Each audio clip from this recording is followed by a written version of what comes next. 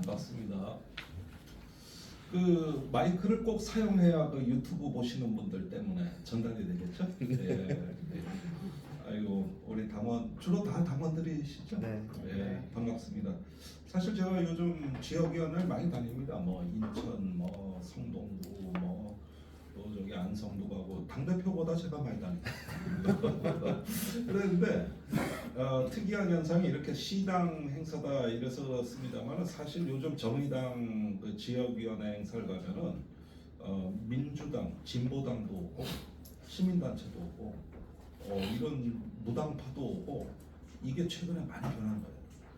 과거에는 얼굴도 잘 안 봤거든 서로. 그런데 그만큼 절박해졌다는 뜻이거든요. 그런 점에서 저는 기층으로부터 변화를 느끼고 있습니다. 자, 지금 오시는 분도 계시고 낯익은 얼굴들이 많이 보여요. 봅니다. 오랜만에 뵈서 반갑고요. 일단은 그 유인물을 나눠드렸기 때문에 거기는 그 한미일 안보협력, 한일 한미 정상회담에 이제 그 주요 내용들을 쭉 나눴는데 전문 용어가 좀 많이 나와요. 그래서 특별히 조금 더 심층적으로 깊이 있게 보실 분들은 그 나눠드린 유인물을 좀 잘 참조해 주시기 바라고, 우리가 지금 궁금한 게 너무 많기 때문에 핵심은 좀 간단하게 다 짚고 넘어가야 될 것 같습니다. 지금 이게 뭐 워낙 뉴스가 다양하고 복잡하게 흘러나오고 있기 때문에 매일 새로운 뉴스가 나오고 있기 때문에 이렇게 하나의 텍스트로 설명드리기에는 참으로 굉장히 다면적이고 심층적인 세계를 볼 수가 없어요. 그래서 그런 점들까지 감안해 가지고 일단 또 우리가 정당이니까 명실공히 국회 제3당인데 조금 더 실용적이고 실천적인 어떤 그 이야기들을 해야 정당 행사의 품격에 맞을 것 같습니다. 그래서 그런 점을 감안해 가지고 좀 간단하게 설명을 드리고 궁금하신 점 있으면 질문을 받고 또 의견도 경청하도록 하겠습니다. 먼저 여는 말씀으로 좀 제가 드리고 싶은 말씀은, 우리가 국제 정치 또 어떤 그 국제 질서를 볼 때 참으로 당혹스러운 점 중에 하나는 국내 정치적으로는 대단히 정의롭지 못한데 그게 국제 정치가 정의로운 경우가 있습니다. 어떠한 장이냐, 국내 정치냐, 국제 정치냐에 따라서 선과 악이 뒤바뀌거나 섞여지는 일들이 간헐적으로 있거든요. 우리가 국내적 시야를 초월하면 그런 일들이 많이 보입니다. 예를 들면 나폴레옹 전쟁이 있고 나서 1815년에 그 유럽의 왕정국가 연합 빈 체제가 출범을 하죠. 그게 1815년인데 이것은 명확히 역사에 대한 반동입니다. 프랑스 혁명의 성과를 가둬버리는 그야말로 그 왕정연합이거든요. 그러니까 이것은 역사의 진보적 관점에서 보면 퇴행이에요. 빈 체제는. 그러나 이 빈 체제가 유럽의 100년의 평화를 만들고 거기서 산업혁명과 근대 질서, 또 오늘날 우리가 보는 모든 법과 제도의 어떤 하나의 원천을 형성했다고 하면 이때는 또 빈 체제에 대한 평가가 달라지겠죠. 빈 체제 하에서 비로소 이제는 나폴레옹 같은 침략자가 억제되고 이제 유럽이 세계화되면서 하나의 100년의 평화를 만들었다. 이렇게 보면은 빈 체제는 평화로운 체제고 오늘날도 그 왕정연합을 유럽이 가장 성대하게 기념을 하고 있거든요. 그렇다면 이 빈 체제가 선한 것이냐 악한 것이냐 어떻게 봐야 됩니까? 그게 바로 세계화의 문제입니다. 우리가 이제 세계화라고 했을 때는 불평등의 표상이자 어떻게 보면은 부정의한, 그리고 많은 어떤 그 극심한 양극화를 초래한 주범으로 얘기합니다만, 또 어찌 보면은 그게 있었기 때문에 전쟁을 우리가 관리할 수 있었고 나름대로 지구상에서 전쟁이 사라지었다고 믿게끔 만든 낙관주의적 역사관을 또 만들어냈거든요. 바로 빈 체제나 이 세계화 체제가 갖고 있는 양면성이 바로 이런 겁니다. 그런데 1870년대 근대 자본주의는 이제 독점 자본주의 단계로 진입을 합니다. 사실 그 이전에 산업혁명 이후에는 다소 무언가 좀 무질서한 자본주의였다면 이것이 이제 하나의 독점 자본주의의 꼴을 갖추기 시작한 건 대략 1870년대라고 할 수가 있는데, 그 1860년에는 미국의 남북 전쟁이 있어. 그렇죠? 그때 이제 링컨이 북군이 승리하면서 남북 전쟁을 끝내고 미국 사회가 그 전쟁의 후유증에 극심하게 빠져들고 유럽에서는 이제 독점 자본주의가 출범할 이 무렵에 독일 제국이 탄생합니다. 그게 1871년이죠. 이때까지도 전쟁이 일어날 거라고 믿은 사람은 아무도 없었습니다. 그래서 1871년에 비스마르크가 이제 통일 60개 제국을 통일해서 근대 독일이 탄생을 하게 되고 이게 지정학에 엄청난 변화를 몰고 옵니다. 이때까지만 해도 세계가 상호 의존돼 있고 경제적 교류와 또 어떤 그 국제 규범이 살아 있었기 때문에 이런 지정학적 변동에도 불구하고 유럽에서는 여전히 평화가 유지됩니다. 그러다가 그 이제 20세기 들어와가지고 영국을 추격하는 후발주자 독일이 제조업 생산 능력이 거의 영국에 버금가는 수준으로 바싹 추격해 오기 시작하자 영국에서 이제는 대륙을 봉쇄하고 독일을 견제하는 새로운 사상이 나타나는데 그게 영국의 외무차관 에드워드 크로우라는 그 외무차관의 메모랜담이 가장 거기에 어떤 결정적인 그 시발점이라고 할 수 있는데 그 메모랜담에 따르면 부상하는 독일은 객관적 위협이다. 그래서 영국이 해군력을 증강해서 지금부터 독일을 견제해야 된다. 이걸 크로우 메모라고 하거든요. 그래서 그 키신저 같은 석학들은 지금 워싱턴에 키신저 학파가 점령하고 있다. 떠오르는 중국은 객관적 위협이다. 그래서 견제해야 된다. 이런 어떤 그 메모랜담이 나오는데 이게 훗날 1차 세계대전의 원인이 됐다고 보는 거거든요.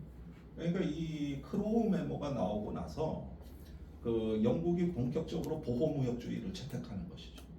그러니까 독일의 제조업 생산 능력을 이제 본격적으로 제한하기 시작하는 것이죠. 이때 없던 갈등들이 이제 갈등과 경쟁이 싹트기 시작하는 것이죠.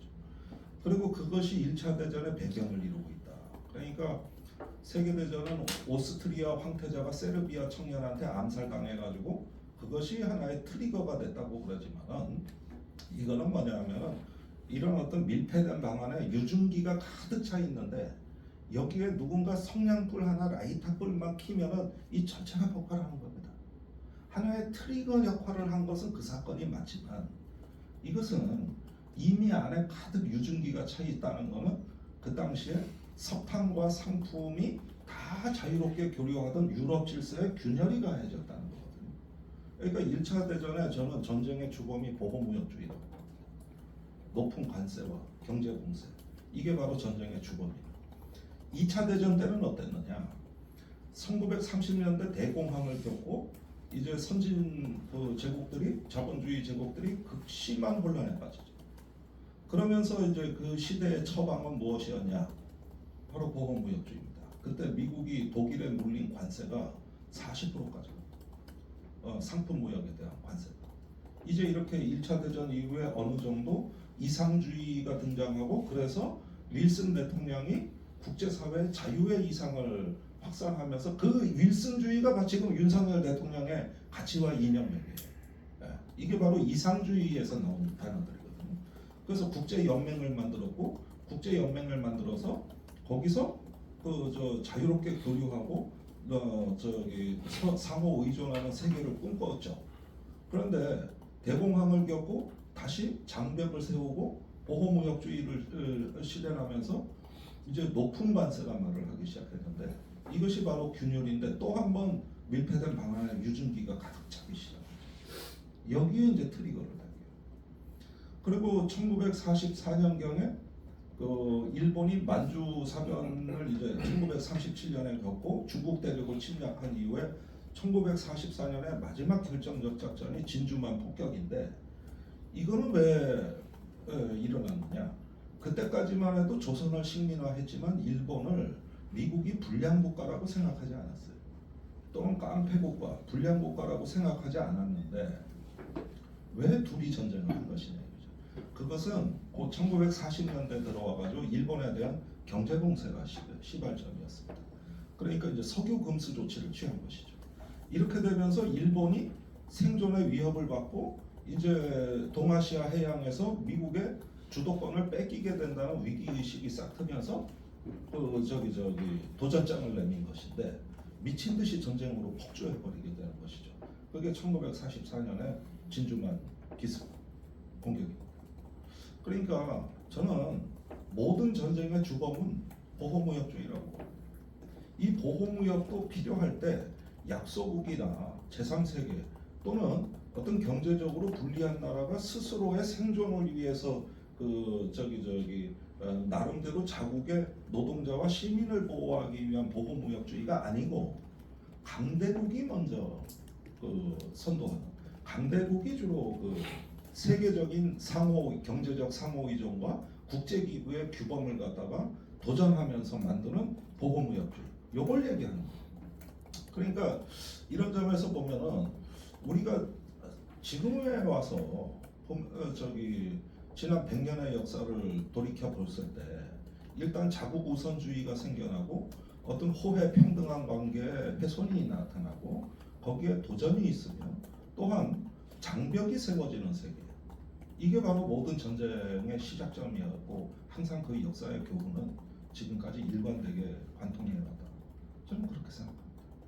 그러니까 지금의 보호무역주의가 위험한 이유는 세계의 장벽이 세워지는 이유는 그것이 과거에 항상 전쟁으로 일어났던 강대국 정치를 부활하기 때문이죠. 그게 바로 지난 100년의 전쟁의 역사였다고 하는데 지금 똑같은 일이 일어나고 있다는데 지금의 그런 면에서 지금 보호무역주의 세계화의 태조는 매우 위험한 징후가 될 수밖에 없다. 그래서 이런 어떤 시대 인식을 본다면은 어떤 식민과 냉전, 분단의 역사를 지나서 세계화를 우리가 이루었고 그 세계화의 시대에서 이제 저희 같은 86세대들이 그 시대를 산 거예요. 지난 30년은 돈의 맛에 취했죠. 저금리에, 저물가에, 풍부한 유동성. 이거를 가지고 그 은행에서 돈 빌려서 부동산 투자하고 코인 투자하고 주식 투자하고 그러면서 불려나가는 맛에 지난 30년간 인플레이션을 모르고 사는 거예요. 이런 돈의 맛에 취해서 지난 30년이 이게 플랫 월드, 평평한 세계였다는 거죠.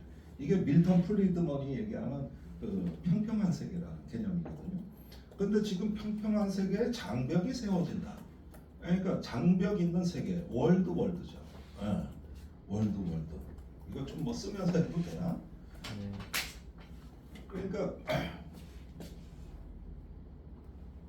플랫 월드에서 이게 벽이 있는 세계. 이렇게 이제 변화가 장벽이 있는 세계라는 건데 이 장벽이 지금 얼마나 우리에게 어떤 의미로 세워지고 우리가 이 속에서 우리의 주권, 이익 또 여러 가지 어떤 우리의 가치를 과연 지켜내고 또 이러한 어떤 변화를 통제할 수 있느냐 이런 부분에서 선뜻 답을 하지 못한다면 과거에도 그런 어떤 혼란의 시기에 우리가 냉전과 분단과 전쟁을 거쳤다는 사실들 이런 면에서 지금의 세계에서 이 장벽이라는 것은 그다지 우리한테 좋은 신호가 아닙니다. 매우 불길한 신호일 수밖에 없겠죠. 그래서 여기 발제문에 이제 한 거는 그 장벽 중에 한 개입니다. 이것이 한미일 군사협력이라는 새로운 장벽이고 그 반대편에는 이제 북한, 중국, 러시아가 있는데 이 한미일은 얘기를 많이 하는데 북중러가 그럼 이거에 어떻게 대응하느냐는 잘 알려져 있지가 않아요. 그런데 대략 6월에서 7월부터 움직임이 가시화될 것 같습니다. 제가 최근에 들은 얘기로는 6월 중순부터 이제 북한과 중국의 국경이 확 뚫린다는 소리를 듣고 있어요. 벌써 오늘부터 북한의 고려항공의 그 모든 여객기 정비가 일제히 시작됐거든요. 이제 관광길이 열린다 이게 중국하고 그다음에 블라디보스톡이 러시아 영토인데 중국에 개방되죠. 이것도 130년 만에 이루어진 엄청난 지정학적 사건이거든요. 이런 일이 지금 매일 일어나고 있고 이제 북중간에도 곧 뚫린다, 결속한다. 그러니까 우리보다 한미일보다는 늦지만은 유사한 효과가 이게 거울 영상 효과라고 그러는데 바로 북중러 간에 벌어지고 있는 것이죠. 자 이렇게 블록화되고 진영화되는데 여기서 이제 단층선 하나의 그 경계선을 따라가지고 쭉 장벽이 세워지는 거거든요. 자 이랬을 때 처음에는 경제적 장벽이고 그것이 두 번째는 정치적, 세 번째는 군사적 장벽으로 이런 순서로 전이되는 거거든요. 이런 순서. 그러니까 그게 바로 지난 세계대전 또 태평양 전쟁의 배경이었는데 이렇게 극단적으로 추상화하고 일반화해 보면은 저는 이런 경향이나 단순한 법칙이 깨지질 않는다고 봐요. 그러니까 지금 이렇게 이야기하는 우리가 저는 뭐 어떻게 보면은 세계화 이후에 어떤 새로운 장벽의 질서 이런 어떤 그 세상으로 가는데 우리가 굉장한 위기감을 갖게 되는 것이고 과연 감당할 수 있는가 이런 점인데 여기서 올해 나타날 두 가지 쟁점에 대해서 간단하게 설명을 드리면은 우선 첫 번째 7월부터 나타날 거의 전면전에 가깝다고 할 정도의 엄청난 어떤 갈등과 경쟁이 나타나는 분야는 일단은 반도체가 될 것 같습니다. 작년 10월에 미국이 반도체 수출 통제 제도를 발표했죠. 그때 발표한 게 뭐냐면 한국의 반도체 기업이 중국에 있는 반도체 공장의 설비 투자, 장비 업그레이드 하는 거를 앞으로는 금지하는데 그걸 1년간 유예를 받았거든요. 그러니까 올해 10월은 그 1년 유예 기간이 끝나는 시기입니다. 그랬는데 미국이 작년 10월에 이 수출 통제 제도 이건 뭐냐면은 반도체 제조 장비를 수출 통제한다는 거예요. 반도체 제조 장비는 프로세스가 엄청 복잡합니다. 반도체가 웨이퍼 공정이라고 있고 그 웨이퍼를 잘라서 각각의 반도체를 또 하는 어떤 패키지 공정까지 웨이퍼에서 패키지 공정까지 엄청나게 많은 소부장이 들어가야 되거든요. 다양한 공정이 들어가야 되는데 여기서 보면은 미국이 그 수출 통제 제도를 한다는 거는 그 공정에 들어가는 소재 부품 장비를 수출 통제한다. 심사하겠다. 누구한테? 일단은 중국이죠. 왜? 그런데 우리는 1년 유예를 받았단 말이에요. 그런데 미국의 이 조치는 너무나 도박에 가까웠어요. 굉장히 위험한 발표였습니다. 이 수출 통제는 미국 혼자 해서는 효과가 없을 거 아니에요. 당연히 네덜란드와 일본의 협조를 받아야 되겠죠. 그런데 그 협력을 미리 안 하고 먼저 얼마나 급했으면 먼저 미국이 정책을 일방적으로 발표했다는 급하기는 어지간히 급했는 것 같다. 그래서 터트려 놓고 그 다음에 네덜란드하고 일본에 압력을 넣은 거죠. 그래서 올해 1월에 네덜란드, 일본이 협력한다고 발표를 한 거죠. 그래서 3월 31일 날 일본 정부의 후속 조치가 나온 게 뭐냐면은 23개 반도체 장비의 수출 통제 제도를 발표한 거죠. 네. 비슷한 시기에 네덜란드에서도 나왔지. 여기에는 뭐냐면 극자외선 노광 장비, 회로 기판에 극자외선으로 정밀하게 나노 단위의 회로를 디자인할 때 쓰는 노광 장비, 식각 장비, 심지어 세정제까지도 들어가 있어요. 이게 23개 품목에 대해서 수출 통제 제도를 일본이 3월 31일 날 발표하죠. 그러면서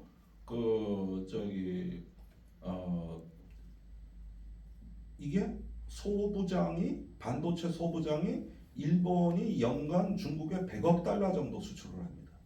이게 이제 중국이 자체 반도체 제작하는 데 드는 100억 달러 정도 수출하는데 이걸 통제하겠다고 발표하자 즉각 중국 정부의 반응이 나온 게 그럼 우리가 국산화하겠다.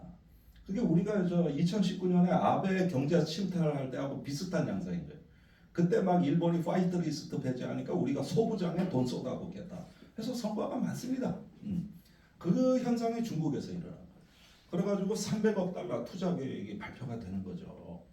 그리고 나서 이게 이제 수출 통제 제도만 발표한 것이지 이게 법과 제도로 뒷받침돼야 되거든요. 그 입법 작업이 이번 5월 달에 끝난 겁니다. 일본 내에서. 5월 달에 이번에 끝난 거예요. 그리고 실행 시기가 언제냐? 7월입니다. 이때 이제 네덜란드, 일본이 다 보조를 맞춥니다. 그런데 여기서 이제 한국 정부에 대한 압력의 실체는 뭐겠어요? 결국은 한국 정부도 앞으로 반도체 제조 장비와 반도체 자체 수출에 있어서 이런 어떤 국제 공조에 보조를 맞추라는 거죠. 그게 지난 4월 26일에 한미 정상회담입니다. 이해가 가십니까? 저 워싱턴의 한미 정상회담 공동 성명을 읽어보면 이 대목이 나오죠. 엄격한 투자 심사와 수출 통제 제도에 협력하기로 합의했다.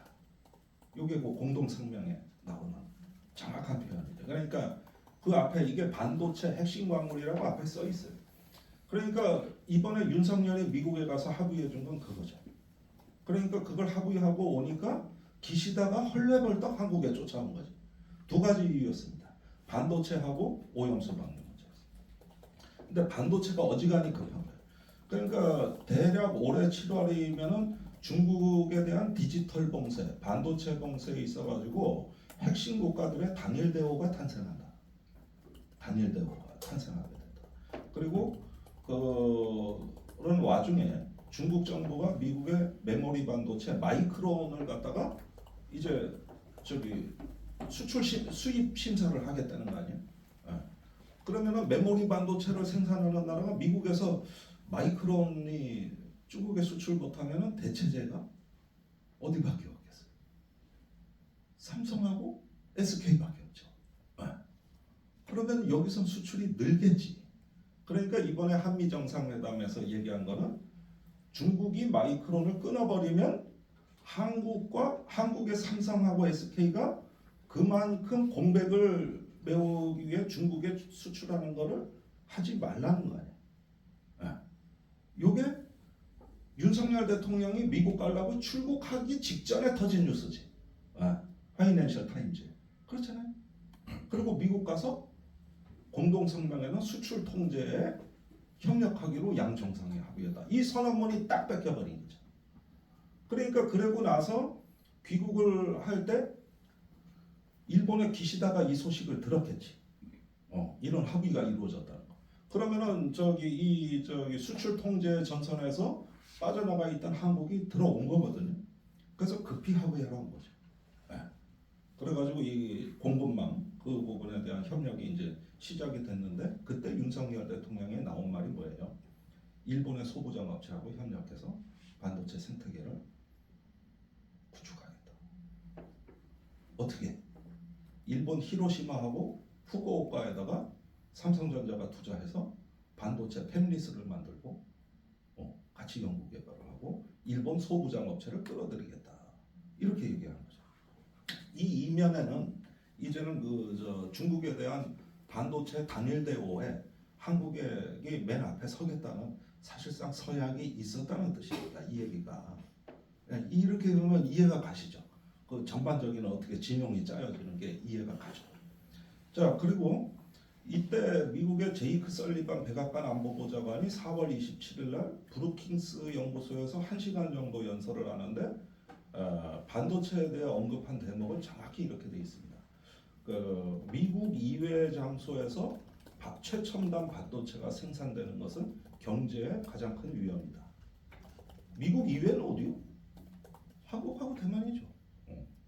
그러니까 한국 대만에서 메모리 시스템 반도체가 생산된다는 것은 경제의 제일 큰 위험이다. 이렇게 얘기를 하죠. 그러니까 두 가지 처방이 따라오겠죠. 한국, 일본에서 하던 걸 여러 군데로 분산시키고 그 다음에 미국의 상당 부분 가져오는 것이죠. 이렇게 되는 겁니다.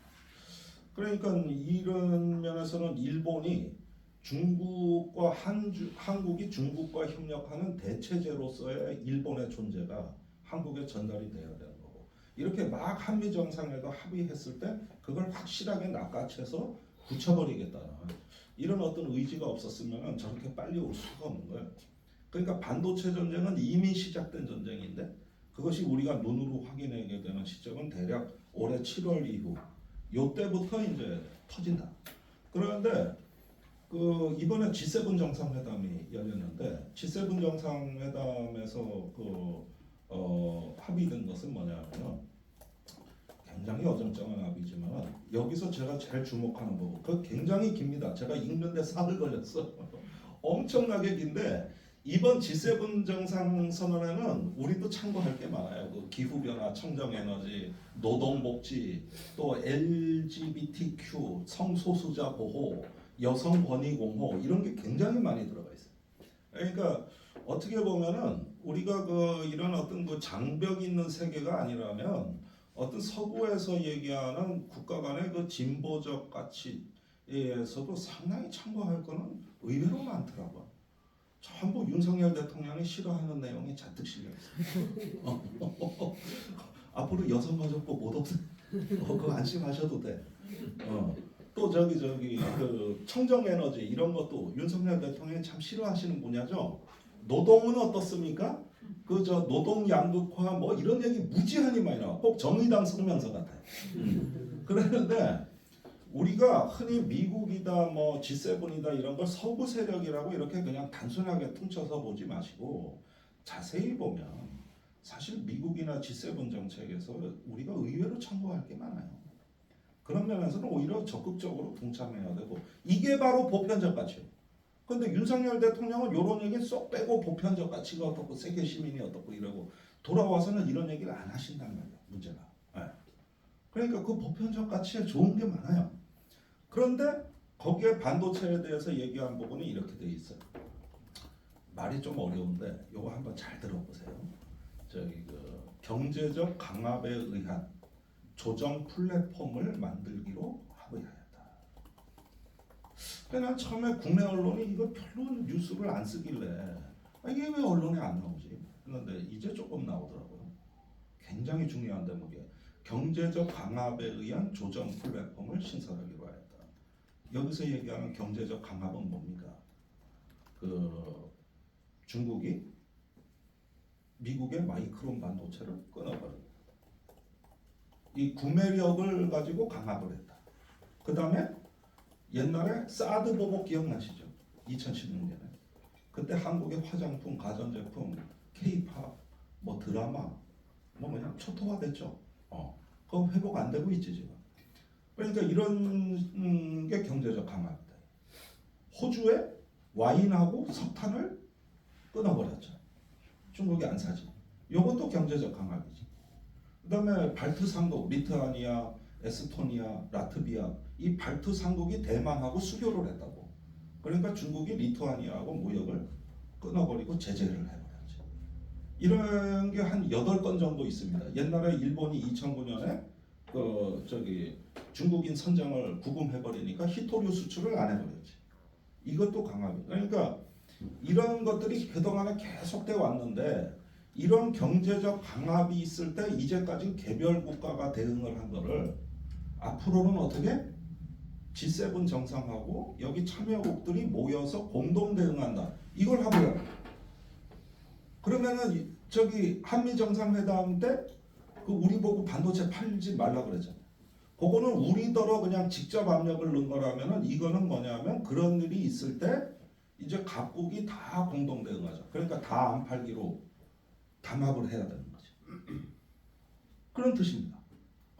한국, 일본 뭐 이런 나라들이 다 미국에 대한 조치가 부당하니까 우리 반도체 안 팔겠다고 해줘야 되는 거죠.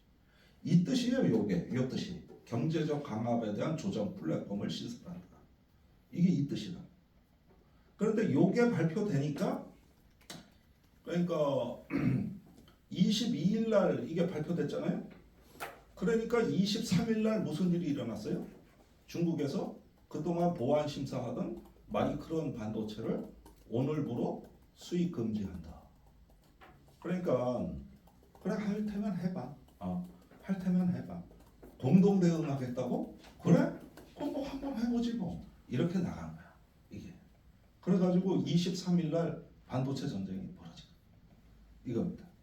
그러니까 이번에 G7 공동 성명이 이게 참 역사적인 회담이 된 게 제가 보기에는 사실은요.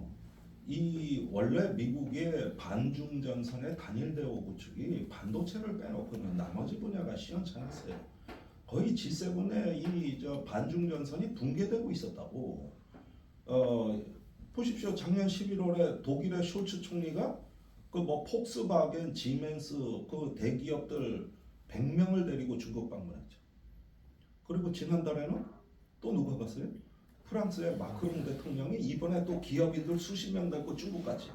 그런데 중국에만 가면 선물 보따리가 이게 두둑하단 말이에요. 그때 독일 숄츠 총리가 중국 갔다 와서 지멘스의 텐진 공장에 투자하기로 했다. 그래서 중국 내 공장을 확충한다. 뭐 이러면서 투자 계획이 발표가 됐다. 그 다음에 마크롱한테는 거의 뭐 초특급 선물을 주는 것이죠. 에어버스 여객기 160대를 사주겠다, 중국이. 미국한테는 엄청 속쓰리지. 중국이 지금까지 보잉사 여객기를 써왔잖아. 근데 그게 아니라 프랑스의 에어버스를 사겠다. 원래 이건 미국하고 유럽은 경쟁 관계입니다. 근데 유럽 걸로 사줬다. 이게 뭐 선물 보따리가 두둑하니까. 그리고 다음 달에 그 왜 저 신 네오나치라고 하는 이탈리아의 새로 그 집권한 여성 총리가 다음 달에 간다. 그러면 또 무슨 선물이 기다리고 있을까요?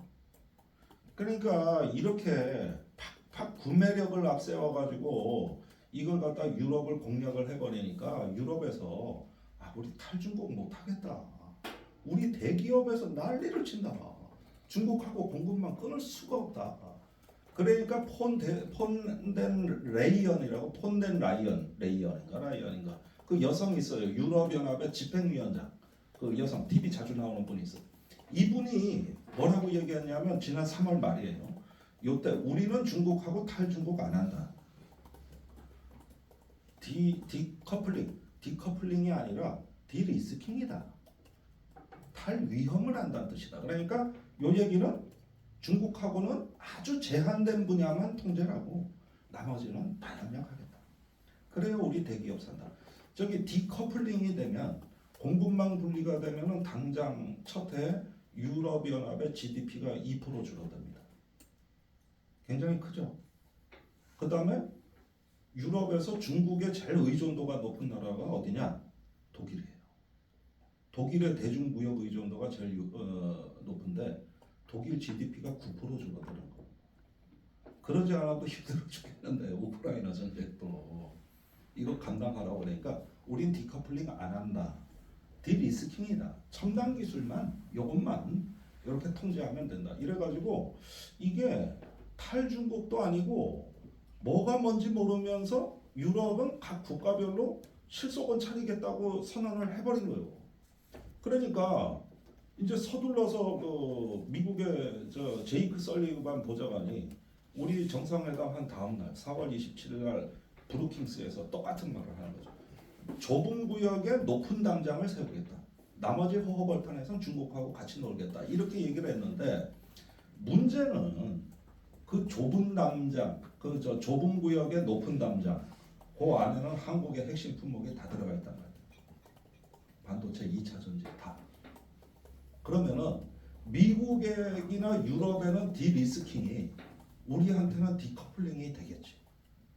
그들에게는 저 탈중국이 아니라 그랬지만 우리한테는 한국의 산업 무역 구조의 이 기형적인 현상은 수출 품목이 불과 몇 개 품목에 편중되어 있다는 거죠. 이게 우리나라 수출 구조의 가장 취약한 점이에요. 근데 반도체 빼고 뭐 전기차 빼고 또 2차 전지 빼고 바이오 빼고 뭐가 남습니까? 절반으로 반토막 나겠죠? 우리나라 수출이. 그러니까 우리나라는 저들은 디리스킹이라고 하는데 우리는 어떻게 되냐면 디커플링이 되는 거죠. 이건 경우가 다른 거죠. 요 점에서 차이가 있어요.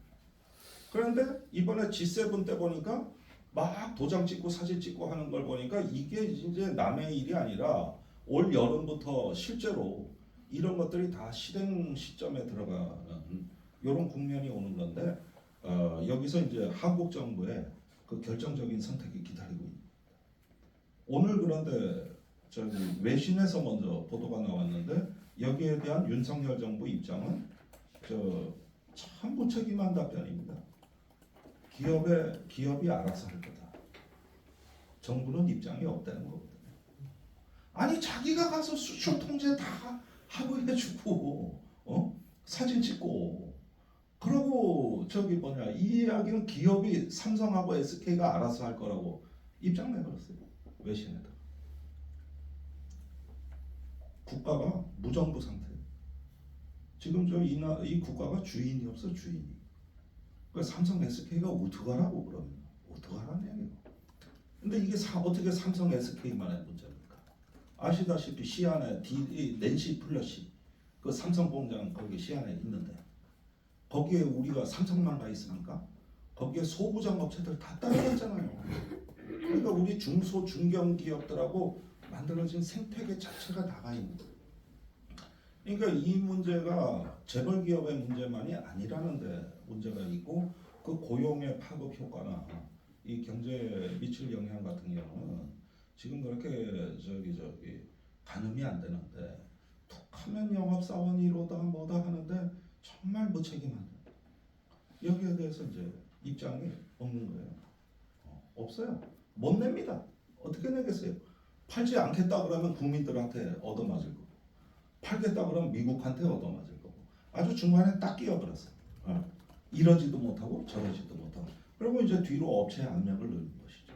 이게 딱 지금 딜레마적 상황에 있는데 저는 진보 정당이 이 문제를 집요하게 파고들어야 된다고 봐요. 지금 이게 그 많은 노동자들의 지금 밥그릇이 달린 문제예요. 그러니까 지금 이게 앞으로 반도체에서 여타 분야로 이게 확산이 됐을 때 지금 이게 반도체라고 그러지만 사실은 인공지능 또 첨단 컴퓨팅 그다음에 뭐 여러 가지 이 경제 분야가 다 얽혀 있는 문제입니다. 이게 반도체라는 하나의 품목 얘기만 하는 게 아니라 이게 그런데 여기서 우리 경제 주권은 어디로 실종됐는가? 우리의 그동안에 이제 지난 30년간 우리가 개척한 기술과 시장 또 우리의 어떤 경제의 어떤 생존의 토대라고 할 수 있는 우리의 경제 주권 또 우리의 시장 기술 이게 지금 어디로 사라졌느냐? 그리고 막 기시다 후미오 총리가 지금 한국 기업들 불러들여가지고 하는 얘기가 뭐죠? 히로시마하고 후쿠오카에 투자하라는 거죠.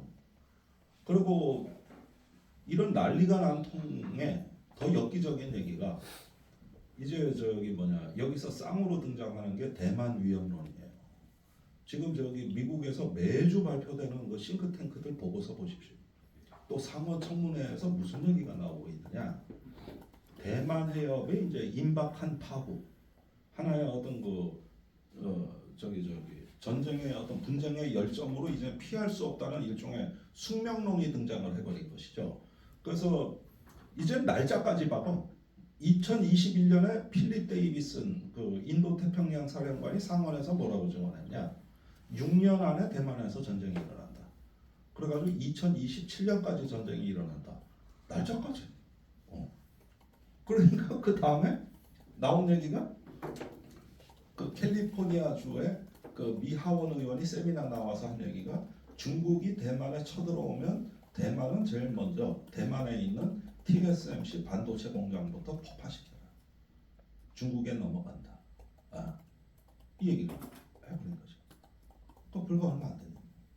그리고 요즘 쏟아져 나오는 얘기가 대만에서의 가상전쟁 시나리오 무슨 전쟁 시뮬레이션 무슨 뭐 해가지고 매주 나와. 매주 이게.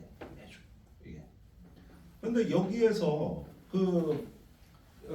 관통하는 어떤 하나의 관점, 사고방식을 보면은 이게 일종의 주술 같은 거란 말이에요. 한동훈 장관이 왜 공항에서 보여준 시뻘건 책이죠. 영어로 적혀 있는 거. 그 책이 뭡니까? 언론에 사진 나간 거. 투키디데스가 쓴 펠레폰네소스 전쟁사. 고대 역사학자 투키디데스가 그리스 전쟁을 쓴 것이죠. 거기에 나온 하나의 메타포, 은유가 있어요. 그게 바로 투키디데스 함정이라고. 그게 이제 그레이엄 엘릭슨이라는 학자가 그 펠레폰네소스 전쟁사를 모델로 연구를 했는데 인류 역사에서 패권이 14번 바뀌었다는 거예요. 전 세계에. 패권이 뭐 어떨 때는 에스파니아, 어떨 때는 네덜란드, 어떨 때는 영국, 또 그 전으로 거슬러 올라가면 로마 이렇게 나오는데 패권이 14번 교체됐는데 그 중에 12번이 전쟁이 일어났다. 그래서 세력전이 즉 파워 트랜지션 이 도전국과 패권국 사이에 교체가 일어날 때는 반드시 전쟁이 일어난다. 미국과 중국은 필연적으로 충돌한다. 이래가지고 투키디데스 함정이라는 하나의 은유 프레임을 개발했단 말이에요. 이게 우리나라 보수 우파에 끼친 영향력이 엄청나게 크다고. 그걸 대만 사태 적용. 그래서 그 떠오르는 중국은 반드시 통일을 추구하게 돼 있고 시진핑 사연임을 하려면 반드시 통일을 추구하는데 대만에서는 이제 충돌이 얼마 남지 않았다 이거지. 이런 이야기예요. 근데 이게 과학이고 이성이냐? 제가 보기엔 주술입니다. 숙명론이에요. 임박한 파국론이죠. 그 투키디데스의 그 책을 정독을 잘 해보면은 마지막 그 결론 부분에 이런 말이 나옵니다. 전쟁이 일어나는 이유는 전쟁이 일어날 것이라는 믿음 때문이다. 즉 당시에 패권국 스파르타는 아테네가 성장하는 걸 봤을 때 쟤들이 커지면 우리를 침공할 거야. 그러기 전에 우리가 먼저 손봐야 돼. 이래서 전쟁이 일어났다. 그러니까 전쟁이 일어날 거라는 믿음 때문에 전쟁이 일어났다. 전쟁이라는 것은 전쟁이 일어난다고 믿으면 일어난다. 이렇게 얘기를 하면서 그걸 관리하라 그랬거든요. 그러니까 그 책을 잘 정독을 좀 해보셨으면 좋겠는데 거기서 충돌한다는 그 숙명론을 하나의 메타포로 받아들이다 그게 주술이 돼버렸다. 그러니까 이 정부의 김태효를 비롯한 그 안보실의 근본주의자들 이 사람들이 완전히 제가 보기엔 숙명론자들이에요. 숙명론자들. 그 2027년에 그때가 이 윤석열 정부 임기 마지막 해인데 그럼 전쟁이 일어나면 어떻게 해야 되느냐? 지금 우리가 할 일은 지금 미리 빨리 이기는 쪽하고 손잡아야 돼. 이 결론이 자연스럽게 나오는 거죠. 이런 논리적인 맥락이죠. 제가 지난주에 중국에 가 있었습니다. 항상 관심사가 이거니까. 그러니까 중국의 뭐 사상가들 만나고 토론을 해보고 그러는데 지금 누구도 중국이 대만에서 전쟁을 준비한다는 증거를 본 적이 없어요. 지금 중국이 대만에서 하는 건 무력 시위고 어떨 땐 이념적인 압박을 하고 어떨 땐 외교를 하고 어떨 땐 경제적 다양해. 이게 전쟁으로 딱 모아진 전략이 아니고 굉장히 다양한 분산된 전략을 쓰고 있다. 그러니까 이게 전쟁 준비냐? 이렇게 보기는 어렵다는 것이죠. 전쟁이 일어난다는 아무 증거가 없어요. 그런데 이런 숙명론, 어떤 임박한 파국론, 뭔가 이런 게 굉장히 용산을 강하게 장악하고 점령해버렸다. 이게. 그러니까 반도체도 같은 맥락인데 지금 그 제이크 설리반 이 사람이 이 사람들이 제정신으로 얘기하는 건지 이걸 한국과 대만의 시민들이 보고 얼마나 상실감을 느낄지 계산 안 하는가? 그 저기 그렇게 반도체 공장 폭파시킨다 그러지 거기에다가 최첨단 반도체가 한국하고 대만에서 생산된다는 게 이게 무슨 뜻이요? 전쟁이 일어날 가능성이 제일 높은 나라에서만 반도체가 나온다는 뜻이요. 북한이 쳐들어오거나 중국이 쳐들어오면은 반도체 공급망이 끊어진다. 자연스럽게 이야기를 하는 거예요. 그래가지고 저기 미국의 국방정보국이란 기관이 있어요. 그게 이제 16개 정보기관을 컨트롤하는 정보기관의 그 컨트롤 타워를 국가정보국이라고 그래. 예.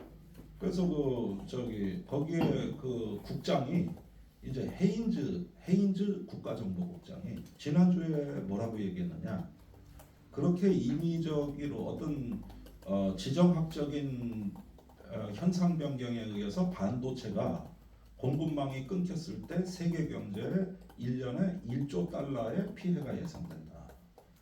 그렇게 되면 우리가 식기청소기 뭐 저기 텔레비전 그다음에 뭐 냉장고로부터 이런 가전 제품으로부터 핵미사일까지 전체 마비다.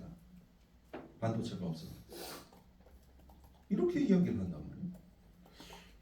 그러니까 전부 다 하는 얘기들을 다 모아보면은 일단 기본 과정은 대만에서는 충돌이 일어난다. 반도체 공급망이 위협받는다. 그러면은 미국뿐만 아니라 전 세계가 문명이 쇠퇴한다. 이 얘기가 거의 매일 나오거든. 근데 여러분들 실감이 잘 안 느껴지죠? 왜 그러냐? 비현실적이라고 생각하기 때문에 우리 귀엔 잘 안 들리잖아. 그러나 언론에 다 나온 얘기예요. 이 얘기가. 오늘도 또 기사 났어요. CSIS라고 국제전략센터 거기에 매일 들어가 보는데 오늘 또 나왔습니다. 그러더니 이제는 지역구 의원들까지 몽땅 기어 나와가지고 미국은 주로 유튜브보다 팟캐스트를 많이 하거든요. 거기 나와서 떠드는 얘기가 그 뭐 텍사스 의원, 뭐 캘리포니아 의원 몽땅 다 나왔는데 반도체 얘기를 하는 걸 이렇게 얘기를 합니다. 그 저기 팬데믹 3년간 우리가 공급망의 위기를 봤다. 그런데 미국의 반도체의 90%를 해외에 의존한다. 이 상태가 지속되면 위험하다. 근데 이렇게 얘기하는 이면에는 지역구에 공장 가져와야 된다 이 얘기입니다 사실. 그러니까 지역구 국회의원들이 이런 위기론에 다 편승하겠지. 그러니까 경쟁적으로 하다 보니까 이게 주술이 돼가지고 이제는 현실 감각을 갖게 되는 거예요. 이 전쟁에 대한 이렇게 되는 거예요. 이렇게. 그런데 중국이 가만히 있을까요? 저런 지랄 연병을 하는데 중국이 그러면 가만히 있겠냐고. 맞대응 조치를 다 개발해 놓은 것이죠. 그래서 저도 중국에 가서 만나 토론을 해보고 미국에 가서도 미국 물어보고 하면은 대체적으로 모아지는 게 중국이 맞대응하는 맞춤형 대응 전략이 있어요. 그게 뭐냐면은 그래? 그럼 우리는 원자재 수출 통제. 그래서 히토류, 리튬, 코발트 이런 것들. 지금 유럽의 히토류의 90%를 중국에 의존하고 있습니다. 그리고 미국이 중국의 80%를 의존하고 있어요. 히토류 하나만. 그러니까 여기서 세워지는 이 거대한 장벽을 보라고. 지금 그 나오고 있는 이런 어떤 그 하나의 어떤 믿음, 주술로부터 시작해서 쭉쭉 올라가는 장벽들을 보라. 이번 G7 회담에 나왔지만 수없이 많은 장벽이 세워졌어요. 거기에 각종 그 보호, 수출 심사, 뭐 유럽이 이제 저 별하별 법을 다 만들었어 지금. 별하별 법을 다 만들어놨다. 그런데 중국이 이제 서서히 그 행동을 하기 시작하면서 적절하게 제안하고 이제 슬슬 선물 보따리를 푸니까 유럽이 헷갈리지. 그래가지고 디리스킹이다 이랬는데 그 바이든이 G7 정상회담 끝날 무렵에 그 미국 기자들하고 인터뷰에서 뭐라 그랬냐? 이제 곧 미중 간에 해빙기가 있을 거다. 사실 이제 미국이 거의 항복 선언하기 직전이었어요. 물론 이건 좀 심한 표현이긴 하지만 곧 고위층이 중국에 갈 거다. 미국도 못 견디는 거야 이제. 이게 공급망이 끊어지면 거기도 팬데믹 때 아주 제대로 혼이 났거든. 마스크 하나를 못 만든 나라입니다. 마스크가 없어서 쩔쩔맨 나라예요. 미국이. 근데 이걸 어떻게 감당하냐고. 그래가지고 있는데 바이든 대통령 이번에 정상회담 때 내가 몇 번 영상을 굴려봤는데 눈동자가 완전히 풀렸다. 완전히 이 노인네가 완전히 눈동자가 풀렸더라고. 지난주 여론조사에서 가상 대결에서 트럼프한테 지는 걸로 나왔어요. 가상 대선 여론조사에서 지는 걸로 나왔어요. 지금 트럼프가 또 대통령 될 편이에요. 거기에다가 부채 한도가 합의가 안 돼가지고 지금 국제 회의 일정을 다 취소시켰잖아. 쿼드 회의 호주 간다는 거 취소. 그다음에 한미일 정상회담 어떻게 했습니까? 이번에는 역사적인 회담이 될 거라 그랬어요. 여기 제가 발제문에 써놓은 거 이거 다 이거 합의하고 올 거다 그랬다고. 그런데 실제로는 시간이 없으니까 스탠딩 회담으로 5분, 사진 찍는 시간 빼고 나니까 2분 했다는 거 아니야. 2분. 우리로선 참 다행스러운 일 아닙니까? 미국의 사정 때문에 그게 흐지부지 돼서 나중에 워싱턴에서 만나 다시 합의를 하기로 했다. 이래가지고 별 소득도 없이 끝났어요. 그 소득 없는 회담에 둘러리 쓰고 이제 심리적 G8이 됐다는 거 아니야. G8이. 국민의힘이. 나는 마약과의 전쟁을 이 정부가 한다는데 저런 중독자들은 처음 봤어요. 그러니까 뭐 맨날 검찰이 다른 마약 치료할 거 없어. 제일 중독 마약 심한 거 저기 다 있어. 그리고 이게 공허해지면 또 뽕을 맞아야 돼. 또 맞아야 돼. 중독성 강한 거 또 맞아야 돼. 또 다자회담이고 뭐 쫓아가려고 별치를 다. 아니 이것처럼 강한 마약이 어디 있습니까 대한민국에? 이거야말로 재활 치료가 필요해요. 재활 치료가. 그러니까 보니까 완전히 눈동자가 풀렸어요. 그러는데 중국이 디리스킹이고 디커플링이고 말장난하지 말라고 이번에 세게 한번 걷어찬 것이죠. 중국은 시간은 자기 편이라고 믿고 있습니다. 제가 어느 나라 전략이 더 앞서가냐 뭐 누가 오르냐 그러냐를 말씀드린 게 아니라 요게 극히 최근에 우리가 목격했던 현실이다. 이후에 또 어떻게 변화무쌍하게 변할지는 다 예측하기는 어려워요. 그러나 지금 G7이 심각한 균열을 갖다. 그러니까 이럴 때 인도 태평양 전략이라는 걸 제일 나중에 발표하고 탈중국을 얘기한 전 세계의 유일한 독보적인 존재가 어느 나라더라? 어? 독보적인 존재. 어? 사우스 코리아. 요거 하나라. 요거 하나. 어. 지금 너무나 살펴볼 게 많죠. 제가 말씀드린 것. 이제 다음 달에는 어떻게 되냐? 뭐부터 살펴봐야 되냐? 그러니까 이런 면에서 봤을 때는 이 지금 섣부른 탈중국 선언 이런 부분들이 이제 작년부터 차곡차곡 쌓이고 그 많은 중국에 대한 막말이 저는 이루다 기억을 못하겠습니다. 윤석열 대통령 중국은 비합리적이다. 한덕수 총리 중국 경제 꼬라박고 있다. 해가지고 뭐 로이터 통신에 뭐 대만 해협에서 힘에 의한 현상 만개가 어떻고 이제 그 저기 싱하이밍 여기 주한 중국 대사가 하소연하는 게 뭐냐면 제발 막말 좀 안 했으면 좋겠다. 다른 정책은 다 뒷전에. 그래서 이건데 그 다음에 이제 군사 동맹입니다. 유사 동맹 이 문제가 이제 다가오는 건데요. 사실은 제가 보기에 키워드는 두 개 같아요. 인도 태평양 플레이. 인도 태평양 그 전략을 우리가 한국판 인태 전략이라고 해서 작년에 발표했잖아요. 근데 이게 이제 인도양과 태평양은 하나의 전략 공간이며 이제 어떤 이런 해양 세력들이 하나의 경제 안보 또 정치적 공동체로서 묶여야 된다는 사상입니다. 사실은 간단해요. 이해하는 데는 어렵지가 않아요. 냉전 시대에 소련을 견제하기 위해서 미국의 대전략의 극적인 전환이 한 번 있었죠. 1972년에 미중 수교. 닉슨 대통령이 베이징에 가서 마오쩌둥 만나고 쪼우언라인 만나가지고 발표한 상하이 커뮤니케. 이게 말하자면은 소련의 남하를 막고 소련에서 냉전에서 소련의 팽창주의를 저지하는 가장 그랜드 디자인 대전략이란 말이에요. 그런데 이번엔 중국이 골치 아파지니까 중국이 해양으로 팽창해 오는 걸 막으려니까 이번엔 중국을 차단하기 위해서 인도하고 손잡는다. 냉전 시대 성공한 전략을 이번에 쓰는 거죠. 그런데 아베가 2007년에 처음으로 이 전략을 주장할 때 뭐라 그랬냐면은 인도는 떠오르는 초강대국이고 중국을 넘었을 거다. 그러니까 인도하고 손을 잡겠다. 그리고 인도와 일본의 무역액은 미국과 중국의 무역액을 넘었을 거다. 그 당시에 미중 무역액은 많지는 않았어요. 그러나 그것을 넘어서는 경제 공동체를 구상한다. 이게 인도 태평양 전략입니다. 그리고 16년이 흘렀어요.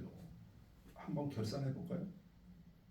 오늘날 일본의 무역에서 인도가 차지하는 비중 수출의 1.7%, 수입의 0.8%. 16년 전하고 전혀 나아진 게 없어요. 반면에 중국은 어떤가? 중국이 차지하는 비중은 수출의 23%, 수입의 22%.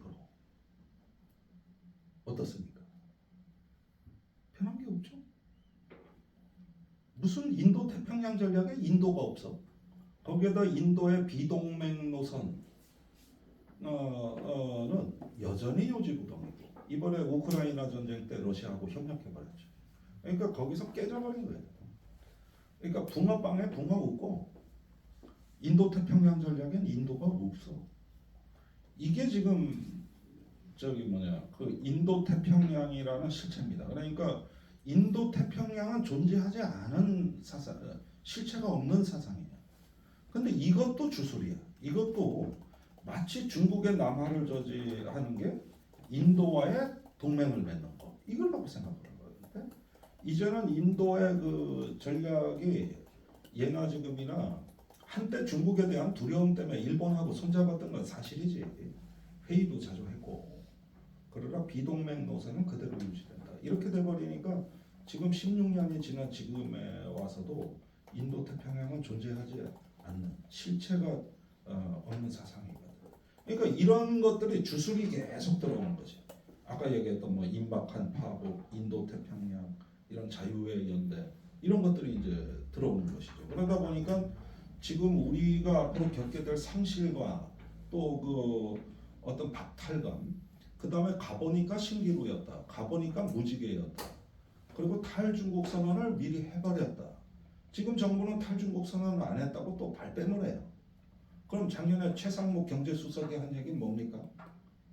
그때 탈중국 얘기 안 했습니까? 추경호 경제부총리 뭐라 그랬습니까? 중국하고 무역 흑자 보는 시대는 끝났다. 미국에 가서 한 발언이죠. 최상목 똑같은 발언했죠. 이 사람들은 작년부터 중국 경제 망했다 그런 사람들이에요. 그런 사람들이요. 저 제로 코로나 정책 봐라. 저 중국이 앞으로 지속 가능성이 없는 나라고 경제는 망했다. 중진국 함정에 빠졌다. 중국이 다 민간 경제학자들이 아니라 정부의 주요 관료들이 다 그 얘기했습니다. 그러니까 미련 갖지 마라. 그 다음에 정재호 주중대사는 또 뭐라 그랬습니까? 우리 기업 간담회에서 우리 기업인들 보고 앞으로 중국에 대한 신규 투자는 반드시 지정학적 요인을 고려해서 신중하게 하시라. 하지 말란 얘기입니다. 하지 말란 얘기. 이 얘기 안 한 사람이 어디 있어? 다 탈중국 얘기했지. 끝났다 그랬잖아. 중국하고는 끝났다며. 이렇게 얘기했잖아요. 그러다가 올해 들어와서 말이 바뀌죠. 하도 수출이 안 되고 지금 14개월째 무역 적자한 건 다 아시죠?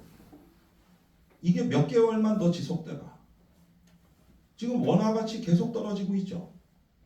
달러 가치가 떨어지면 우리 원화 가치는 올라가는 게 정상이지. 이 법칙이 깨진 적이 없지. 근데 달러 가치가 떨어지는데 원화는 더 떨어지지. 탈동조화됐지. 왜? 위안화 영향 때문에. 위안화 때문에 이렇게 된 거예요. 저기요. 정치인들은 거짓말을 입에 달고 살아요. 근데 돈은 거짓말 안 한단 말입니다. 돈은 이 흐름을 알고 있다는 거예요. 계속 떨어지죠. 경상수지 4개월째 적자죠. 올해 세수 30조 빵꾸 나죠. 안 들립니까? 이 위기의 이 신호음들, 이 저기 경고음이 안 들립니까? 이게 IMF 때 어땠습니까? 위기가 다가오고 있는데도 위기를 위기라고 느끼지 못하고 위기로 인식하기를 거부했던 김영삼 정부. 일찍 수습했더라면 그 고생은 안 했을 것을. 결국은 뼈 아픈 고생을 했죠. 마지막까지 조기경보 체제가 작동 안 했어요. 그런데 보십시오. 저기 지금 미중 관계나 G7하고 중국하고 관계는 지금 상황은 재부팅 단계입니다. 싸울까 말까 싸울까 말까. 다시 한번 조정해보자. 이게 재부팅 단계예요. 재부팅 단계. 그러니까 심지어는 그렇게 중국을 싫어하고 견제한다 그러는 일본조차도 지금까지 단 한 차례도 탈중국이라는 또 탈위험이라는 이야기를 일본은 한 적이 없습니다. 지금 중국하고 할 거 다 하고 있어요. 이게 국제정치입니다. 이게 냉엄한 국제정치. 그런데 뭘 믿고 저렇게 가냐. 그래서 우리가 보기에는 정의당이 봐야 될 거는 뭐냐면은 어차피 지금은 일단은 경제 적신호가 과거에는 중소기업이 먼저 어려움을 겪고 대기업은 말짱했는데 이번에는 중소기업, 대기업이 같이 왔단 말이에요. 이런 면에서 조금 분위기가 다릅니다. 옛날에. 근데 IMF도 대기업의 위기였어요. 그때 IMF도 중소기업의 위기라기보다는 거대 자본부터 무너지기 시작했거든요. 그게 대우 해체입니다. 그런데 이번에 상황이 유사하다는 거예요. 그러니까 제가 위기를 조장하기 위해서 드리는 말씀이 아니라 지금 우리의 경제, 주권, 국가의 자존, 더 나아가서 우리 생존의 토대에 가지고 뭔가 그 절규에 가까운 정말 강력한 목소리가 나오지 않으면 이것을 갖다 나중에 가가지고 저기 그 과연 누가 책임지고 누가 감당하겠느냐. 그러니까 진보 정당은 이런 면에서 오히려 더 위기 감수성이라고나 할까? 저들이 저기 뭐 핵 공유 감수성 또 뭐 느낌적으로 집할 뭐 이렇게 얘기할 때 우리는 위기 감수성이어야 된다고 저는 생각을 하고요. 그 다음에 또 집중해야 될 주제가 이거 후쿠시마 오염수 문제인데 지금 시찰단이 가서 오늘 장비를 다 봤다 그랬는데 제가 보기엔 착착 말려 들어가고 있어요. 그런데 말이죠. 조금 전에 저도 방송에 가서 뭐 논쟁하다 왔습니다만 일본 오염수에 대해 가지고 완전하고 검증 가능하며 불가역적인 핵오염 제거 이런 얘기 해야 되겠죠. CVID 북한 비핵화 얘기할 때 그 개념 그대로 갖다 쓰면 돼. 그게 우리 국민의 생명과 안전의 마지막 안전판이에요. 마지막 안전판입니다. 그러니까 일본의 핵오염수에 대해서 북한하고 똑같은 잣대로 CVID 하겠다. 완전하고 검증 가능하며 불가역적으로 핵오염 제거해라. 이런 얘기가 나가야 되겠죠. 이게 막 내 걸려야지 지금쯤. 1인 시위가 있고 뭐 피켓 홍보전이 들어가야 되는 거예요. 이거는 제가 말씀드린 크게 두 가지 반도체하고 후쿠시마 오염수는 요거는 좀 긴급한 과제입니다. 중장기적으로 뭐 세계 질서가 어떻게 되고 기후 위기가 어떻고 요건 조금 시간은 있잖아. 그래도 이런 문제들은 뭐 기업 구조 조정이라든가 앞으로 노동이라든가 이런 건 시간은 있는데 제가 앞에 말씀드린 두 가지 주제는 올해 7월부터 벌어질 문제예요. 7월이 오염수 방류 시점이에요. 초읽기 들어갔어요. 그러니까 이런 점에서 그 한국의 어떤 생존과 안전의 문제, 더 나아가서 어떤 주권, 흔들리는 주권, 그러니까 이렇게 어떤 지정학이나 기후에 대해서 어떤 도전이 아주 거센 파도처럼 밀려올 때 이 대한민국이 깃대처럼 흔들리고 있다. 이 외로움에 젖어 있는 이 나라가 누가 이해해 줄 것이며 누가 우리 손을 잡아주겠는가? 우리의 처지를 누가 이해해 주겠는가? 황량한 들판에 혼자 서 있는 느낌, 그게 바로 IMF였습니다. 그러니까 이런 점에서 그 하나의 어떤 새로운 지정학 전략풍이 불어올 때 일단은 우리가 조금 더 이 국가 시민 그 다음에 공동체 미래에 대해 가지고 상당히 어떤 품격 높은 발언들이 나가야 되고 또 이런 점에서의 어떤 위기 이런 부분들에 대한 어떤 높은 감수성을 보여주셔야 된다. 그리고 더 나가서 외교나 이런 데서 어떤 우리는 중견국가고 강대국 정치에서 우리의 어떤 통제력이 우리의 영향력이 너무 작지 않느냐 그렇게 얘기한다고 시민들이 받아들이겠냐 이런 걱정들을 많이 하시는데요.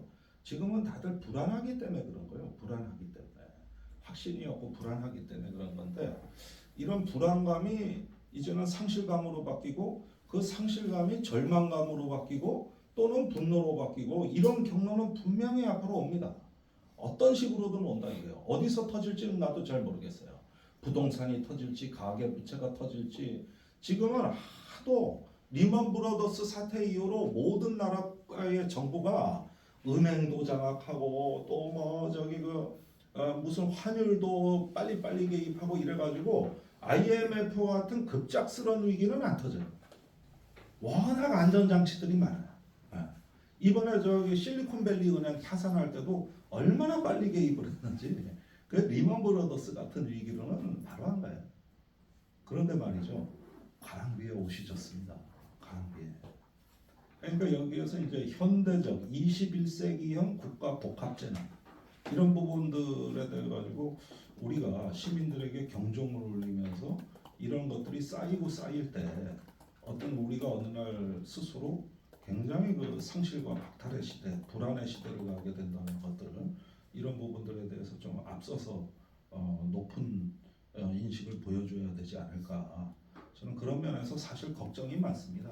어떻게 보면은 지금이 진보 정당에게는 새로운 기회의 공간이 열리고 있지 않은가. 이건 거대 정당들이 시대 인식이 워낙 둔감해가지고 저기 사실은 제대로 대응하지 못하는 가장 시대적 사명에 부합되는 이런 걸 진보 정당이 이제는 자처하고 나서야 될 때가 아닐까. 저 국회의원 연구 포럼 많아요. 무슨 기후 포럼 많고 환경 포럼 많고 저출생 대책 포럼 있고 인구 정책 포럼 있고 이런 포럼들의 공통점이 뭔지 아셔? 국회의원 출석률이 최하라는. 그런데 어디다 모여? 신공항 뭐 포럼,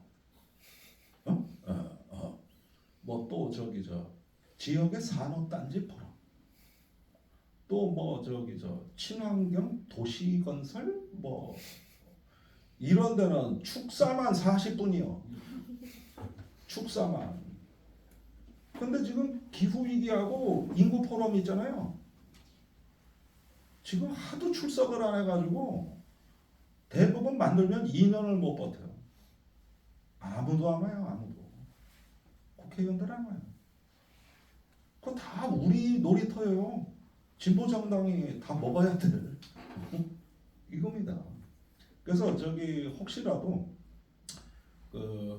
돌아가시면 좀 이 분야를 깊이 있게 보시고 싶은 분들은 조금 힘들지만 G7 정상회담 60개 항에 나와 있는 기후나 노동 분야, 성소수자 분야, 여성 분야 이런 거 한번 좀 정독하시길 제가 권합니다. 그리고 제이크 설리반 백악관 안보보좌관이 브루킹스 연설에서 했던 미국의 4가지 문제. 첫째, 산업 공동화. 두 번째, 저기 지정학의 실패. 이건 중국 러시아 얘기예요. 세 번째, 기후 재앙, 기후 위기, 환경 문제. 네 번째, 극심한 불평등. 요게 4대 문제라고 진단이 됐거든요.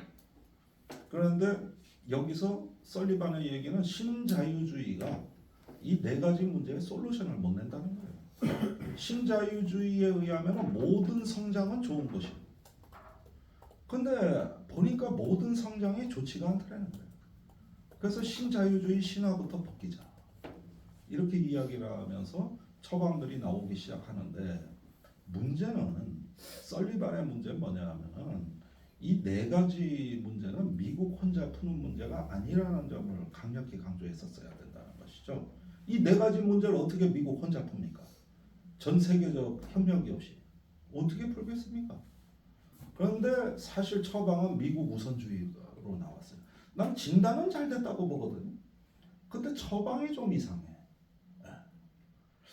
그런데 그 중에서 그 기후위기나 불평등, 거기에 신자유주의 실패는 우리가 보기에는 참 참고할 만한 점들이 많아요, 사실은. 그래서 제가 보기에는 이제 우리 진보정당이 뭐 과거와 같은 친미, 반미, 뭐 또 자주냐, 동맹이냐 이런 식의 이분법에서 우리도 좀 초월해야 된다고 봅니다. 일단 좋은 내용이 있으면 받아들일 건 우리도 받아들이면서 미국도 여러 가지 얼굴이 있는 거고 일본도 그렇고 우리가 일본의 평화지향의 어떤 시민들하고도 연대해야 되거든요. 또 일본하고도 잘 지내야 되거든. 그게 외교입니다.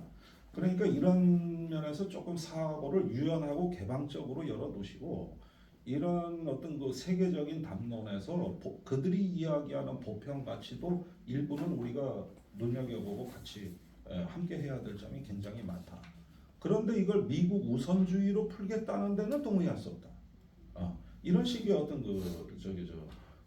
대응 논리들이 나가야 되는 것이죠. 그래서 뭐 우리 당이 요즘 많이 어렵습니다. 뭐 사실 이 문제만 제대로 대처 못하니까 정의당이 지금 상황이 뭐 그러다 보면 괜히 잔소리만 됩니다만은 제가 제안하는 것은 정의당의 어떤 하나의 윤리관이랄까 이런 것들이 대부분 보면 이제 다른 당은 좀 이렇게 공리주의적 정당이에요. 행복과 쾌락을 쫓죠. 근데 여기는 주로 의무를 중시하는 경향이 좀 진보 정당 아무래도 강하다고 봐야 되거든요. 그렇다면 시대의 소명, 과제 이렇게 어떤 그 지정학에 있어서 급변침이 일어나고 있는 이런 와중에서 윤석열 정부하고 맞서야 될 가장 대한 정당은 역시 진보 정당이 돼야 된다. 그 외에는 대안이 없다 지금. 이런 의식을 가지고 한번 적극적인 토론을 개진해 주신다면은 분명히 제가 보기에는 또 우리의 존재, 우리의 자존 의식을 높일 수 있는 많은 어떤 장들이 열릴 거라고 생각을 합니다. 그런 점에서 오늘은 저 안보와 반도체라고 이제 그 삼각군사 동맹은 할 얘기가 많은데 그건 그냥 유인물로 참고를 해주세요. 그러니까 핵심은 다 적어놨거든요.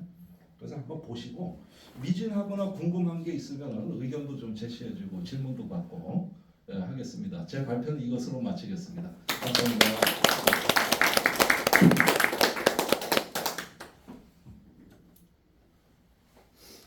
네, 질문이 있으시면 자유롭게 손을 들어서 이야기해 주시면 될 것 같습니다. 질문이 없으신가요? 네, 말씀하세요. 지금 잘 들었는데요. 그 아까 얘기하신 것처럼 중에서 그 윤석열 정부의 그 외교 안보 전략에 대해서 약간 어떤 주술적인 믿음이 있다고 이제 얘기를 해주셨는데, 그래도 이제 궁금한 게 어쨌든 말씀해 주시는 것도 있고 해서 그러니까 신냉전 체제가 아직 도래되진 않고 현재 그 5월 10일에 이제 왕이랑 설리번이 만나서 대화를 나누고 했던 것 때문에 또 정세를 지켜본 많은 전문가들도 지금 관리 체제에 많이 들어갔다라는 표현을 하면서 아까 얘기해 주신 것처럼 좁은 지역에서의 높은 장벽을 쌓는 방식으로의 어떤 대응책이 생기고 있다라는 좀 생각이 드는데, 그런데도 불구하고 이제 왜 한국의 정부는 여전히 그 한미일 어떤 공조 체제를 더 강화하고 하는 방식으로만 계속 이 외교 안보를 대응하고 있는지, 물론 이제 주술적인 믿음이 있다고 하지만 조금 더 이 사람들이 가지고 있는 어떤 신념이나 방향성 같은 게 좀 따로 있는 건지 궁금해서. 그러니까 우리나라 그 어떤 공론의 구조에서 가장 왜곡된 측면은 안보 위협은 부풀려지고 경제 위협은 축소되고 있다는 불균형이죠.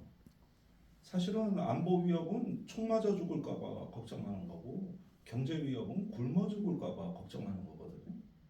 근데 총 맞아 죽는 게 현실 감각을 갖고 있단 말입니다. 북한 미사일 뽕뽕 날아다니지. 러시아 잠수함이 동해 나타나지. 거기에다가 북한이 또 쏜다 그러지. 그러면은 강경한 어떤 또 대북 성명이 나가지. 규탄이 나가지. 결의가 나가지. 이러다 보니까 이 분야는 현실 감각이 굉장히 강고하게 되고 그게 이제 압도적이다 보면 조금 어떤 민생이나 경제가 뒤로 밀리겠죠. 그러니까 이 불균형이 우리 공론 구조의 가장 왜곡된 현상인 것 같아요. 경제 위기 얘기하는 언론 거의 없습니다. 근데 안보 위협은 달고 살잖아요. 이게 총선까지 가는 거죠. 그러니까 이제 이런 면에서는 우리 용산에 있는 근본주의자들이 사실은 저 이명박 정부 때 천안함이나 연평도 포격 사건 같은 경우도 그때 지금 저 용산에 있는 사람들이 그 중요 직위 있을 때 다 일어난 사건들이에요. 다분히 유도된 겁니다. 사실은 그런 면에서는 일단은 저기 어떤 국지전의 위협이 앞으로 오징어잡이, 꽃게잡이처럼 굉장히 취약한 시기고 또 여기에 이 정부의 위기관리 능력이 그렇게 성숙돼 있지 않아요. 이랬을 때 약간의 작은 위기라도 그것이 국민들한테 끼치는 영향은 훨씬 압도적이라는 거. 그러니까 이 불균형은 대만이나 한국 같은 경우가 왜 발언권이 없느냐? 안보 위협의 노예가 된 순간 이런 어떤 국익을 주장할 수가 없어요. 대만 차이잉은 똑같았어요. 미국과 한마디도 못했어. 지들 TSMC 다 도적질 당하는 판인데도 한마디도 못해.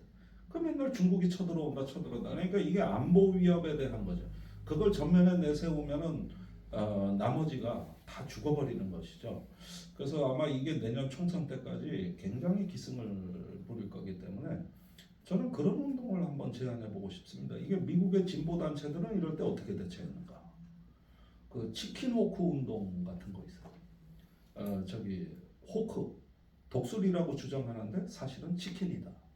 그러니까 베트남 전쟁에서 군복무를 이수한 사람이 미 공화당보다 민주당이 훨씬 많다. 근데 강경 발언은 보수에서 다 나왔다. 공화당에서.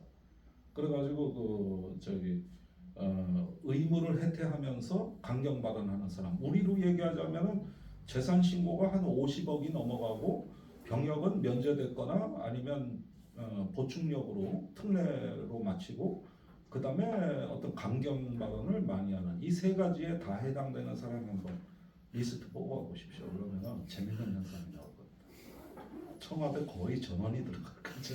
우리가 지금 얘기하는 사람들이 거의 전원이 들어갈 거고 국민의힘에서 쏟아져 나올 거거든요. 그러니까 한국판 치킨 호크 지금 미국의 진보 단체는 그거 매년 업데이트해요 리스트를. 그걸로 공화당을 압박해 보는 거죠. 뭔가 이런 식이라든가 해가지고 안보 문제는 안보 문제로 맞받아칠 수 있는 우리 플랫폼들을 창의적인 아이디어를 내면 하죠. 그런 것들 이제 좀 개발하고 하면은 그냥 안보 문제 얘기하는데 경제 문제가 더 급하다 이렇게 얘기한들 사람들이 그걸 뭐 받아들이겠어요. 안보 문제는 엄연히 위협이 있는데 그러니까 그럴 때는 안보 문제는 안보 논리로 부숴버리고 경제 논리는 또 경제 논리로 부숴버려야죠. 그래서 이런 부분들은 우리의 인식 공론장에 가장 왜곡된 현상이에요. 어떤 특정 위협만 강조한다. 선택적으로 그 취약점이 부각된다는 거. 이런 것들이 우리 어떤 그 정상적인 공론과 수구위를 다 왜곡해버리는 것이겠죠. 그게 현실입니다. 이게 바로 정당이 돌파해야 될 문제의식이 바로 여기서 나옵니다. 정당이 무엇을 돌파해야 되는가. 이 공론장은 왜곡돼 있다. 누구에게 이익인가 이렇게 따지고 있는 거죠. 네. 예.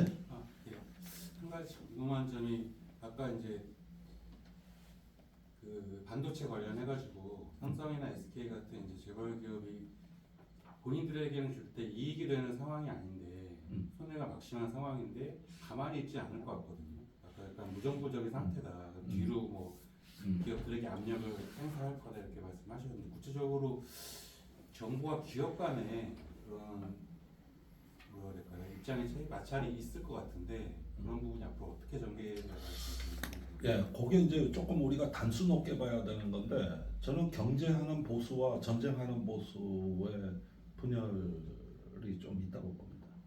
최근에 제가 듣는 얘기는 삼성, LG가 미국 투자권을 다 재검토하겠다는 입장입니다. 대통령이 그건 우리 의견 안 듣고 미국에 가서 다 질러버렸는데 왜 기업은 맨날 거기에 노예처럼 끌려다녀야 되느냐. 뭐 부글부글 끓는다는 소리도 듣고 있고 심지어는 미국 투자권을 재검토할 수도 있다는 이야기까지 나오는 걸로 알고 있거든요. 그러면 그럴수록 바이든 대통령은 더 윤석열 목을 꽉 졸라매겠죠. 그럴까봐. 그리고 삼성이 어떤 투자 계획도 발표 안 하고 있습니다. 다 그냥 납작업들인 거죠. 다 그냥. 그런데 제가 그 정경련 산하의 자유기업연구원이라고 있어요. 거기서 주로 레포트 발간하거든요. 재밌는 현상이 지난 5년간 그 자유기업원에서 발표한 논문들을 쭉 제목만 봐도 50% 이상이 친중 보고서예요. 친중. AIIB 중국 개발은행에 빨리 참여해야 된다. 중국 시장 대책 세워야 된다. 이런 보고서가 50% 이상이거든요. 돈은 중국을 향할 수밖에 없어. 이거는 속일 수가 없어. 그러니까 그걸 보면은 정치적인 보수하고 전혀 다른 이야기가 나오잖아요. 그러니까 우리가 언젠가 이건 참고로만 하셔야 됩니다. 정밀 타격해야 될 표적 중에 하나가 경제하는 보수와 전쟁하는 보수가 생각이 갈라질 때 그 간극 그거는 우리가 진보가 전략적으로 주목해야 될 표적이다. 그런 지점은 정밀 타격할 필요가 있다. 어떻게 보면은 우리가 이제 그런 면에서는 사실상 경우에 따라서는 갈라질 때 재벌 대기업 편을 들어주는 이야기도 하는 것이죠. 제가 지금 얘기하는 건 오히려 오늘 강의 전체가 삼성 SK 대책회의 같은 얘기를 한 거예요. 따지고 보면 결과적으로 그렇게 된 거예요. 저는 의도하지 않았습니다. 그러나 결과적으로 그렇게 되는 걸 어떡합니까? 그게 현실인 거예요. 그러니까 이런 부분들이 어떻게 보면 역설이라는 게 있는 건데 우리도 좀 단순 없게 그런 건 봐야 되겠죠. 그래서 충분히 뭐 고려할 수 있는 얘기고 지금 세상은 변하고 있습니다. 그래서 과거의 진보 보수의 그 단순한 프레임으로 다 해석이 안 되는 이런 영역들이 너무나 많고 보수도 다 같은 보수가 아니다. 이게 제가 어디 봐 MBC 100분 토론 나가고 할 때마다 느끼는 건데 보수 패널에 따라 다 의견이 다르더라고.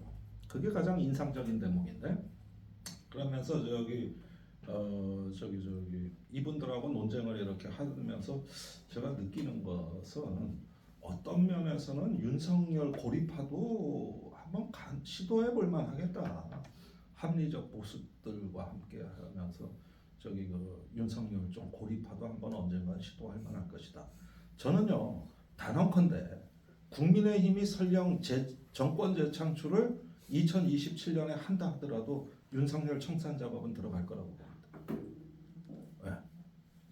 대선 결과와 관계없이 지금 국민의힘도 윤석열 계승하지 않을 겁니다. 절대 감당할 수 없는 대통령이에요.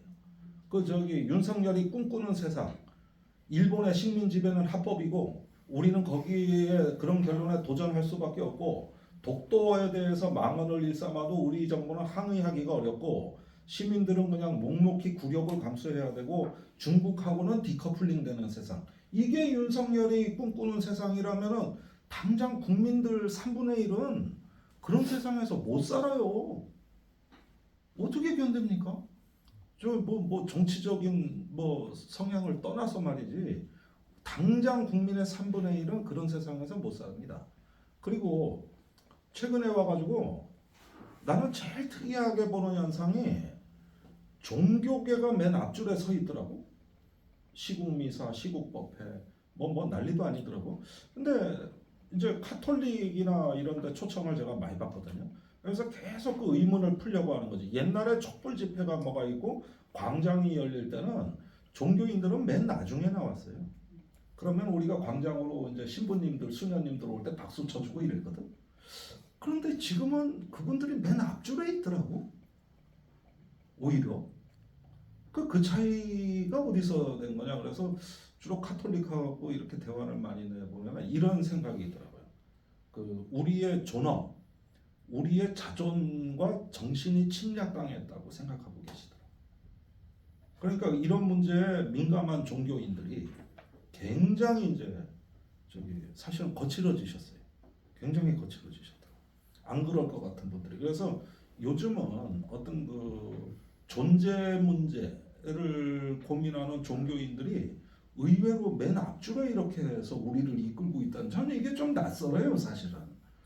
그런데 그런 현상들을 보면은 이것도 지금 윤석열에 대해서 거기에 우리가 그 세상에 들어가서 살 수가 없고 그렇게 우리의 자유가 박탈당하고 우리가 존중받지 못하는 세상에 우린 못 살겠다.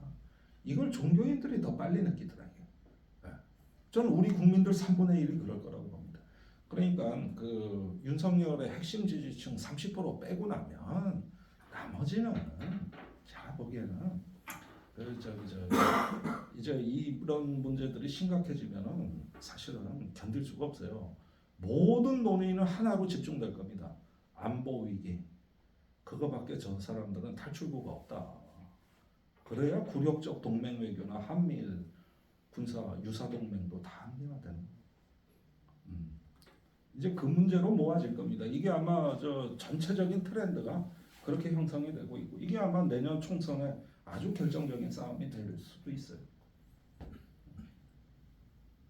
시간이 많이 흘렀는데 9시 넘었는데. 질문도 있으실까요? 네, 없으시면은 오늘 귀중한 또 이야기 들려주시고 소중하게 시간 내어준 김종대 한반도 평화위원장님께 박수로. 네.